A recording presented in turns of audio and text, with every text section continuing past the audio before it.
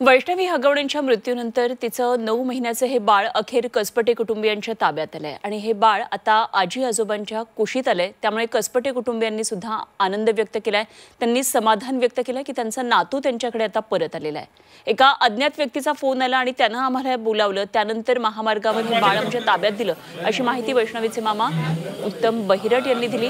आणि हेच ते बाळ हे वैष्णवीचं जे सध्या झी 24 तासचे प्रतिनिधी कैलासपुरी यांच्या हातामध्ये आहे। खरं तर या बाळाच्या आयुष्यामध्ये अनेक अशा गोष्टी घडलेल्या आहेत। तर त्याच्या आयुष्यभर या नेहमीच त्या इतकं लहान आहे त्याच्या लक्षात राहणार नाही, मात्र जे समाज माध्यमांवर फिरते आणि ही आयुष्यभर ही मेमरी खरं तर त्याच्या आयुष्यामध्ये अशा रूपानं पुढे कधीतरी येत राहील। मात्र या बाळाचा काय दोष असा खरं तर प्रश्न आहे। इतकं लहान निरागस बाळ आहे, त्याच्या आईने तिची जीवनयात्रा संपवली, मात्र जे काही त्याच्या आयुष्यामध्ये घडलं ते निश्चितच अत्यंत धक्कादायक आहे। या बाळाला आणण्यासाठी कसपटे कुटुंबियांनी खूप प्रयत्न केले। वैष्णवीनं तिचं आयुष्य संपवलं, मात्र त्यानंतर हे बाळ कुठे होतं या संदर्भात बरेच शोध घेतले जात होते।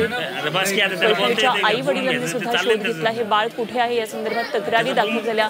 त्यानंतर यावरून राजकारण सुद्धा कुठेतरी तापत गेलं, मात्र अखेर हे बाळ आता त्याच्या आजी आजोबांच्या ताब्यात आलेलं आहे, त्यांच्या कुशीमध्ये आलेले आमचे प्रतिनिधी कैलासपुरी यांच्या हातामध्ये हे बाळ दिसते वैष्णवीचं।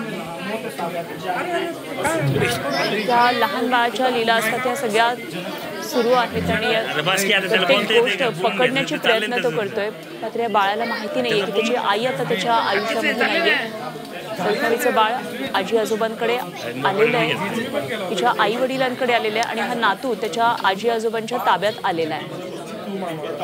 या बाळाला पुन्हा आणण्यासाठी कसपटे कुटुंबियांनी बरेच प्रयत्न केले। याबाबत राज्य महिला आयोगाने सुद्धा ट्विट करून हे बाळ आजच कसपटे कुटुंबियांकडे दिलं जाईल अशी माहिती दिली।